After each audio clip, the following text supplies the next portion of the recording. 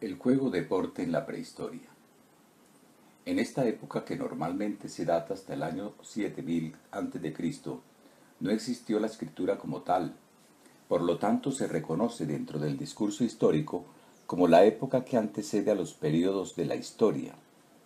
Por su extensión comprende los momentos evolutivos desde los primeros Homo hasta la aparición del Homo sapiens sapiens, y abarca un proceso importante de construcción de sociedad hasta que estructuraron lo que llamamos civilizaciones. De acuerdo con Hernández, en un ensayo inédito sobre el juego deportivo en la prehistoria, es posible reconstruir los juegos primitivos a partir de los juegos practicados por los primitivos, según sea el tamaño del grupo. Primero tenemos los pequeños grupos conformados por 15 o 20 individuos, como los aborígenes australianos, los esquimales y los del Yagam, tierra de juego. Segundo, tenemos los practicados por grupos conformados por grupos pequeños como los navajos del suroeste americano, los chukchi del norte europeo y los dani de Nueva Guinea. Tercero, los que realizaron los grupos conformados por clanes como los maorí de Nueva Zelanda y los choctaw del suroeste norteamericano. Y cuarto y en último lugar, los que jugaron los grandes grupos sociales como los zulúes de Sudáfrica y los chantú de Sudáfrica. Los arqueólogos y antropólogos han determinado que estos hombres primitivos, organizados en pequeños grupos de cazadores y recolectores, desarrollaron paulatinamente comportamientos alrededor del quehacer diario. El enfrentamiento a la rudeza del espacio primitivo y a sus necesidades como pautas para pensar en una elaboración primitiva de actividades diferentes relacionadas un poco más con lo social. Las pinturas rupestres, la domesticación del fuego y los entierros con elementos simbólicos y la elaboración de herramientas son algunos ejemplos de esta época que por su extensión comprende hasta el momento en que las sociedades primitivas comenzaron a volverse cada vez más complejas. Estos grupos realizaron juegos que implicaban caminar, correr, saltar, trepar, lanzar, atrapar, reptar y levantar, que en el contexto de la vida natural no solo representaba la preparación para la supervivencia, sino también para la guerra, fortalecer la cohesión social, la identidad con el grupo, dirimir disputas, controlar la violencia, avivar la espiritualidad, estructurar rituales y ceremonias, la distracción y ofrecer oportunidades matrimoniales.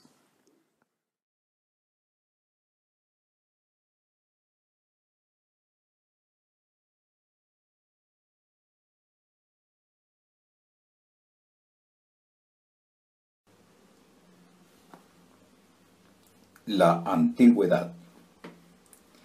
La ciencia de la historia ha agrupado como antigüedad al tiempo que va desde el séptimo milenio antes de Cristo hasta la caída del Imperio Romano.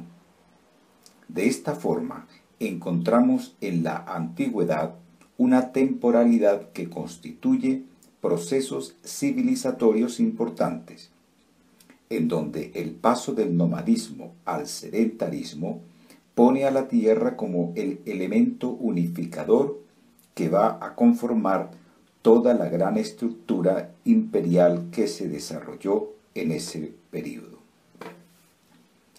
Juegos fúnebres.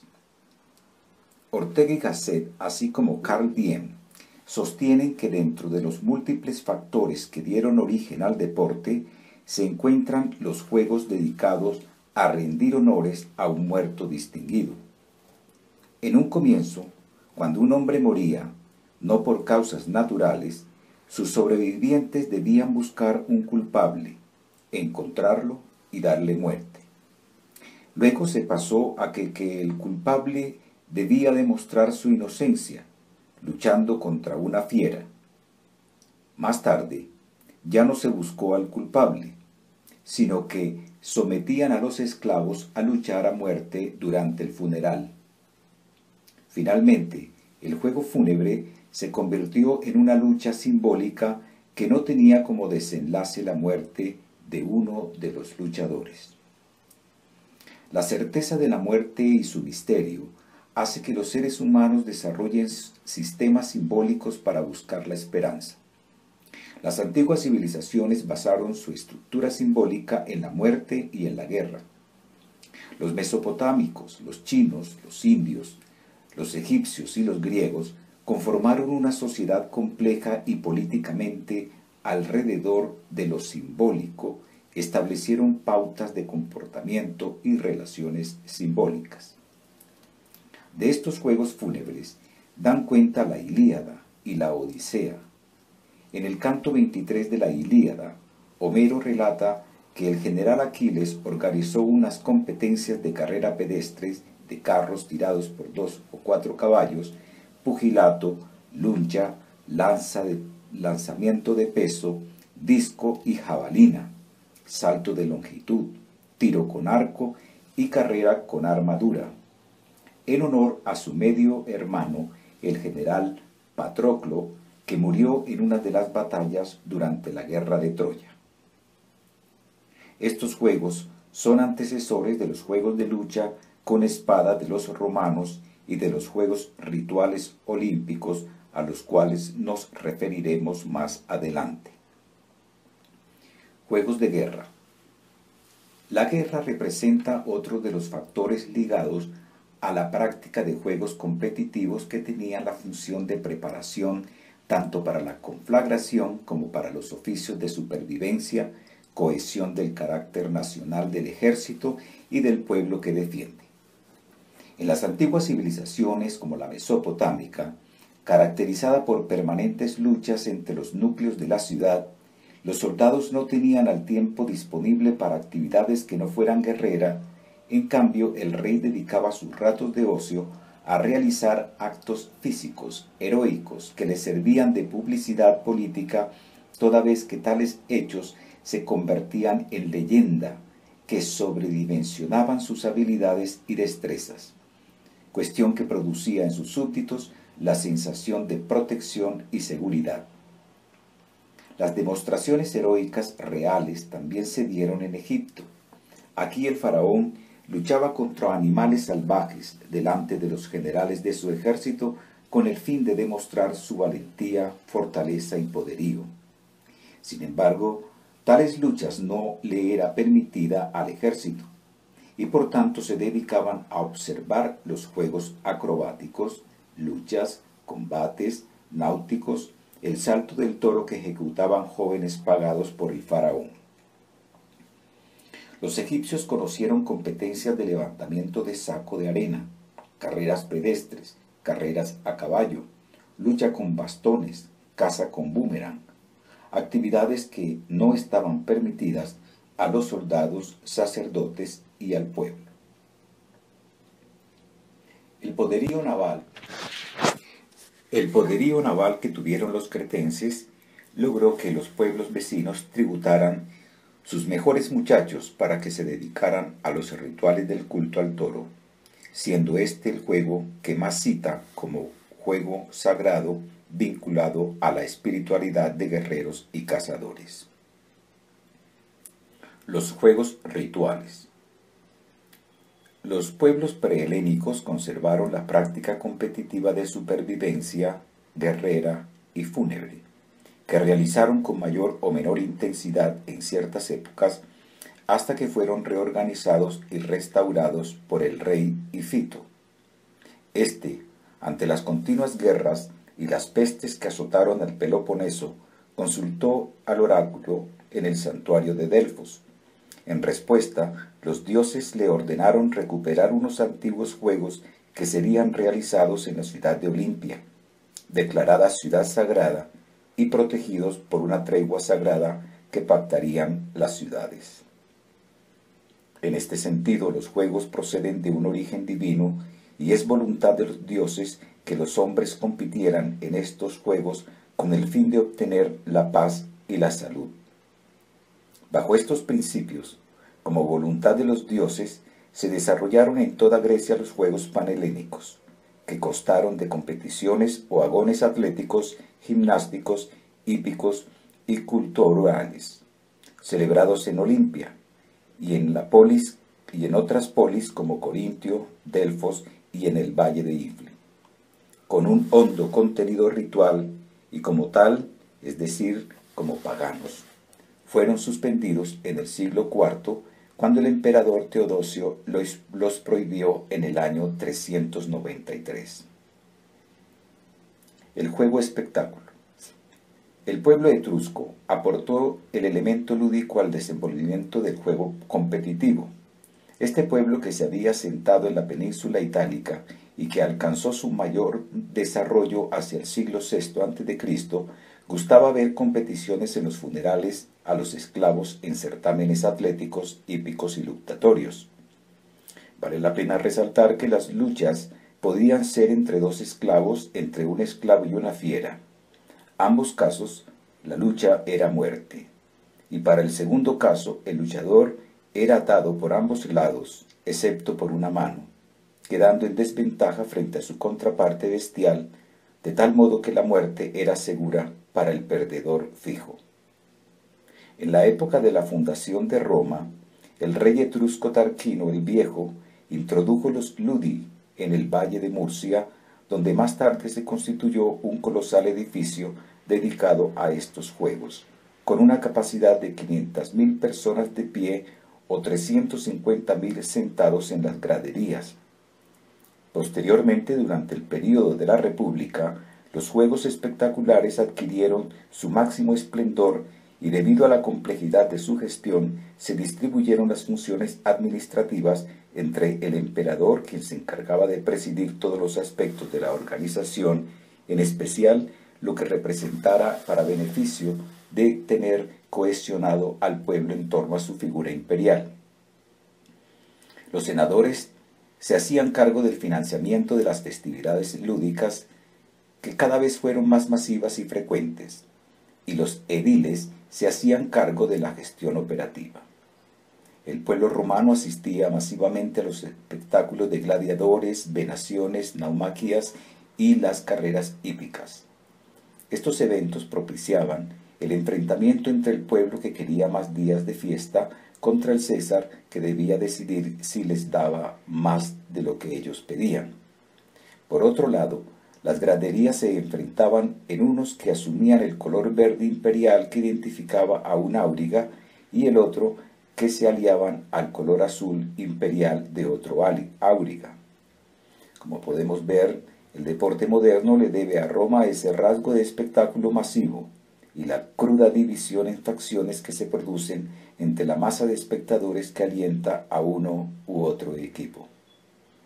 La censura cristiana a la brutalidad y crudeza de los juegos y espectáculos romanos, así como y la prohibición que el emperador Teodosio hizo de los Juegos Olímpicos antiguos, los afectó hasta tal punto que la sociedad occidental logró despreciarlos completamente. Juegos de pelota. Nos permitimos afirmar que la pelota es sin duda el instrumento más propicio para el juego, y los juegos de pelota son los más cercanos al juego deportivo. Así lo pensó Unamuno, así lo practicó gran parte de la antigüedad, y así lo juegan o lo observan una interesante porción de la humanidad. Y aunque sea un artefacto que solo sirva para el juego, representa un elemento simbólico de lucha, confrontación y de guerra. Su imaginación, creación y fabricación es equiparable a la invención de la rueda, e incluso su concepción pudo haber sido anterior a ella. Se tiene información en el año 1400 a.C., los egipcios jugaban con una pelota fabricada con papiro, caña, marfil, arcilla o madera.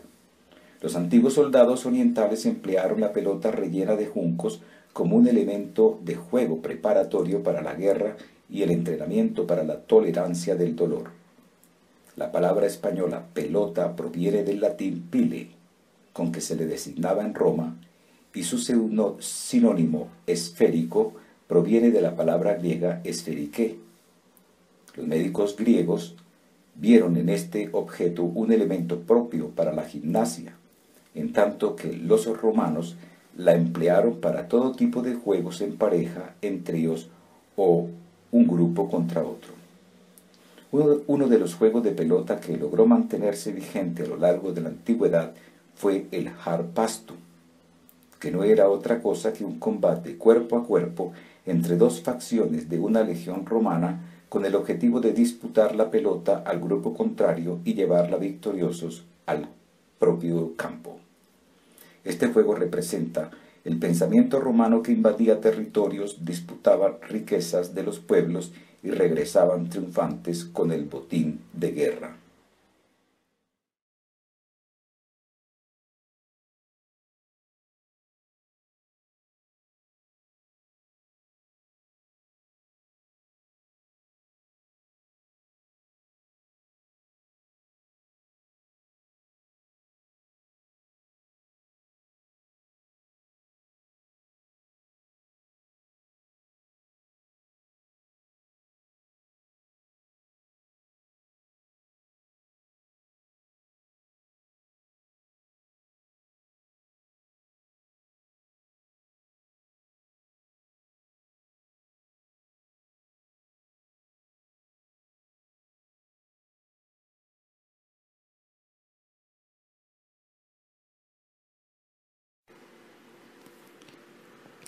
Edad Media. La Edad Media se ha ubicado desde la caída del Imperio Romano hasta el descubrimiento de América. En esta edad de la historia, las sociedades se organizaron, comprometieron y se relacionaron alrededor de la tierra.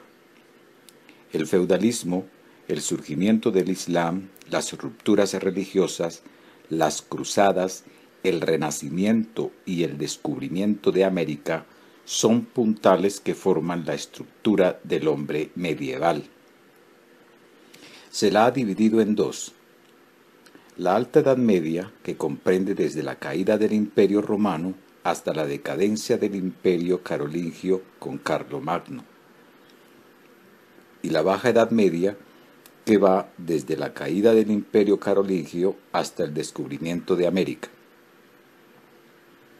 Esta época se destaca por desarrollar y potencializar todos los recursos con relación a la agricultura. El feudalismo reunió a toda una sociedad en relación con la tierra y asimismo la dividió socialmente, haciendo que la nobleza y los campesinos y los siervos tuviesen diferentes posibilidades. Asimismo, creó la relación de vasallaje por medio de la cual hombres libres se convertían en caballeros y defenderían al señor feudal. El Renacimiento se abriría ante una sociedad gobernada por monarquías absolutas que caerían durante estos siglos. La época de los grandes inventos de los humanistas como Miguel Ángel y Leonardo da Vinci trajo no solamente nuevas formas de ver el mundo, sino que llevó a descubrir al Nuevo Mundo, en donde las culturas prehispánicas estaban luchando sus propias guerras y se establecería una nueva forma de ver el mundo, un encuentro de dos mundos. Juegos populares. Durante la Edad Media, los señores feudales prohibieron a sus siervos y al pueblo en general la práctica de cualquier tipo de juegos que les distrajera de la labor agrícola. Sin embargo, la gleba se las ingenió para satisfacer su instinto deportivo, con juegos de a pie y que no representaban grandes costos. Durante esta época, renacieron distintos tipos de juego de pelota, entre los cuales vale mencionar el de la pelota vasca, el paum, el frontón, el pol-mol, la zulé y otros tantos de juegos de pelota que se realizaban con bastón, sticks, palos y raquetas, que tenían como finalidad la diversión y el solaz de la gente de a pie. Surgieron además juegos de lanzamiento de barras, la cetrería, la caza de liebres, conejos, perdices, la del jabalí y espectáculos de lucha, entre el hombre y el animal. Juegos de caballería. La distinción de las clases sociales y económicas de la sociedad feudal, que restringió las prácticas de ocio a los siervos, licenció a los señores y caballeros para que se divirtieran en ocupaciones como los juegos de tiro con el arco, la cacería, la lucha con espadas, justas, torneos y el paso de arma. El creciente interés que las cortes manifestaron por estos juegos hizo que se afinaran las reglas de las luchas con espada, las justas y torneos, con el objetivo de disminuir los accidentes y muertos, como también el de crear un marco normativo que regulara los violentos combates en que se transaban los nobles caballeros. Si bien los juegos de caballería fueron controlados y cuestionados por las autoridades religiosas, debido a la rudeza y violencia con que combatían, ellos le han dejado al deporte moderno el rasgo normativo, el principio de justicia y equidad en la competencia, la imagen del deportista como un caballero y el ideal caballeresco del juego limpio.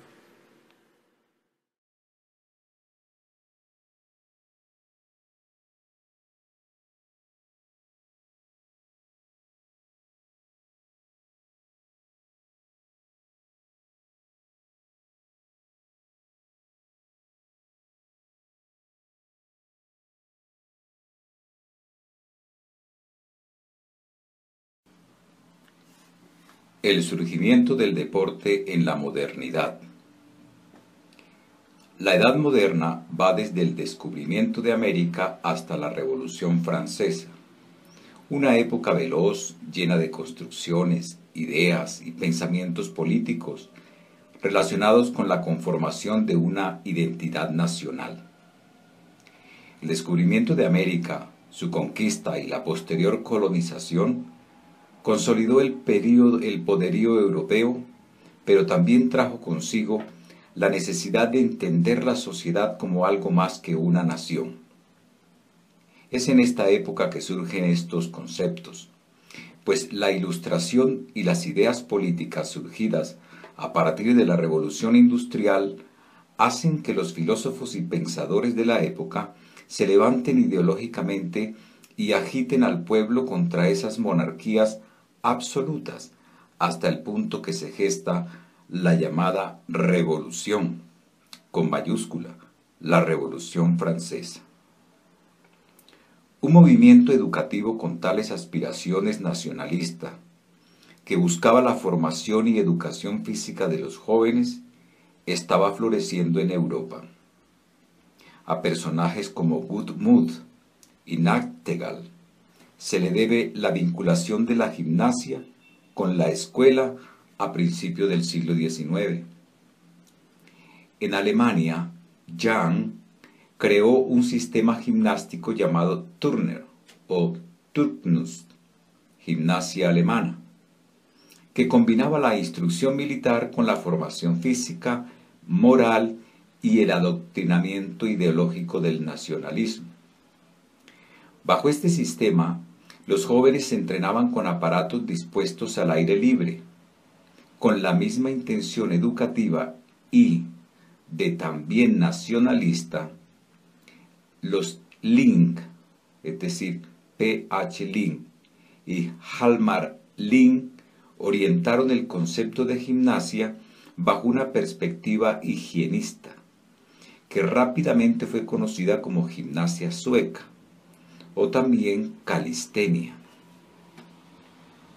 Amorós, inspirado por el pensamiento de Pestalozzi y luego de fracasar en su intento de establecer un instituto pestalozziano en Madrid, promovió en París lo que sería la educación física en Francia.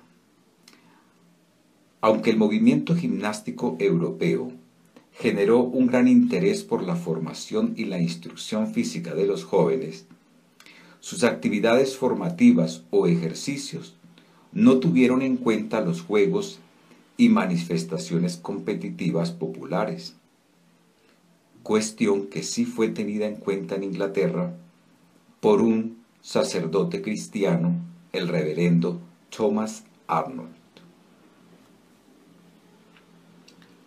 El juego deporte.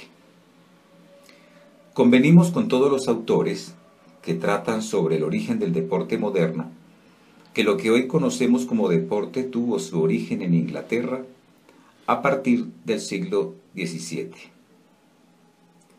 Como consecuencia de la reconversión de los juegos populares que tradicionalmente se habían conservado durante la Edad Media y el Renacimiento. Queremos resaltar el papel que cumplió el reverendo Thomas Arnold, que con intención educativa llevó el rudo juego de pelota que jugaban las clases más bajas de la sociedad a la escuela pública de rugby, donde estudiaban los hijos de personajes distinguidos de esa sociedad. En este sentido, hay que recalcar que el juego popular practicado por la clase baja de la sociedad pasó a ser practicado por la élite, con aquella intención educativa conferida por el reverendo Thomas Arnold. Aquel juego libre, sin límites ni normas, se convierte en un juego reglado, autodirigido y autocontrolado, limitado por tiempo y espacio, con normas explícitamente enunciadas por escrito y con asociación de sus actores. Es en este instante cuando el juego se convierte en un acto que, siendo juego, produce una satisfacción competitiva.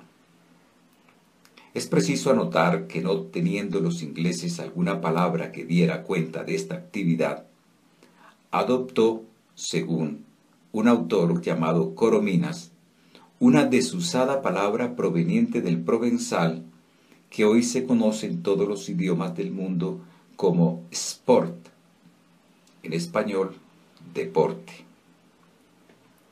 A partir de este momento, el deporte se expande como una actividad diferente de la gimnasia y por fuera del contexto inicial educativo, dando origen a nuevas formas de práctica que devinieron en amateurismo, profesionalismo, olimpismo y deporte industrial. El amateurismo. De la intencionalidad educativa, el deporte se convirtió en una práctica elitista que cumplía el papel de formar el espíritu del gentleman, quien, aparte de sus buenos modales, sana conversación y ser competente para la producción de bienes y riquezas, debía demostrar un espíritu deportivo cuya práctica no estaba destinada a obtener beneficios lucrativos. El profesionalismo. Muy pronto, la clase trabajadora se apropió del deporte como una actividad de tiempo libre y un espectáculo producido por profesionales para el consumo de las masas. Con la venta de las boletas para ingresar a ver los partidos, surgió el jugador profesional. El olimpismo. Reinstaurado los Juegos Olímpicos en el mundo moderno por el barón Pierre de Coubertin, quien, retomando los principios educativos de Thomas Arnold y de la educación física y deportiva de los jesuitas, el amateurismo y el pensamiento olímpico de los griegos, instaura en el mundo moderno una forma ideal de practicar el deporte. Aunque inicialmente el deporte olímpico fue amateur, hoy en día se combina con el profesionalismo. El deporte industrial. Las competencias deportivas profesionales adquirieron en el mundo moderno el carácter espectacular que lo convirtió en un producto industrial, gestionado y administrado por nuevas empresas nacionales y multinacionales, capaces de satisfacer las necesidades de las grandes masas urbanas y concentrar la atención de toda la humanidad en torno a un solo certamen competitivo. Goodman, en un libro escrito por García Fernando en 1990, distingue 7 características del deporte moderno respecto de las actividades deportivas de las épocas anteriores.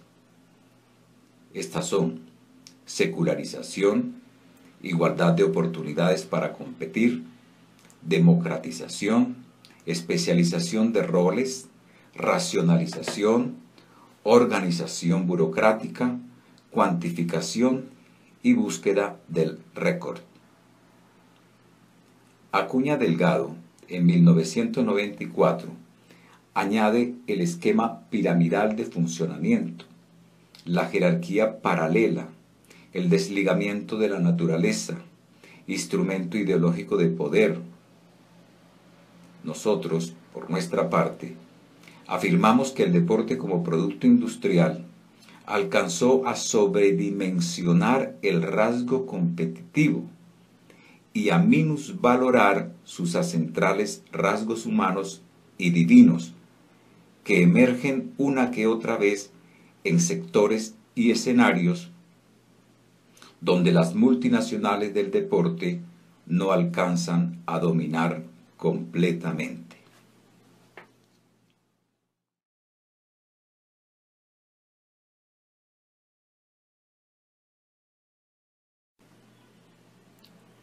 Tendencias contemporáneas del deporte. La época contemporánea va desde la Revolución Francesa hasta nuestros días. La revolución hizo lo posible, el surgimiento de naciones. Las nuevas repúblicas se levantan como hijas de una historia construida sobre la tierra en medio de la guerra y replican esta pauta haciendo revoluciones de pensamiento. La Revolución Francesa consolida la idea de una democracia y se crea una constitución en el juramento de pelota. Las naciones se estructuran a través de ideas políticas y construcciones sociales como la lucha de las clases, la economía de Smith y de Ricardo. El siglo XX se abre a los ojos del hombre contemporáneo como una complejidad y desarrollo tecnológico tal que comienza aún con la idea de un enfrentamiento cuerpo a cuerpo y antes de que pasen 50 años detona la bomba atómica. Las guerras mundiales dieron las primeras clases de geografía universal a través de la radio y el hombre contemporáneo desarrolla propuestas intelectuales, políticas y económicas tales que dividirán el mundo, el pensamiento y la sociedad.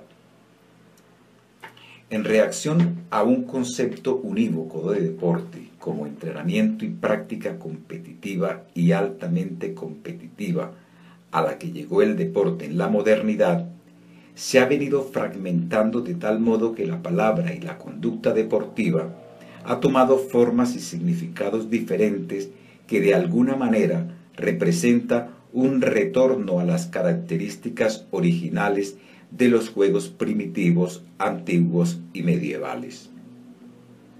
Hoy, por ejemplo, existen varias tendencias deportivas que tienen por objeto el fortalecimiento de condiciones que le permitan al individuo y a la sociedad robustecer sus habilidades y competencias para sobrevivir y alcanzar mejores niveles de bienestar.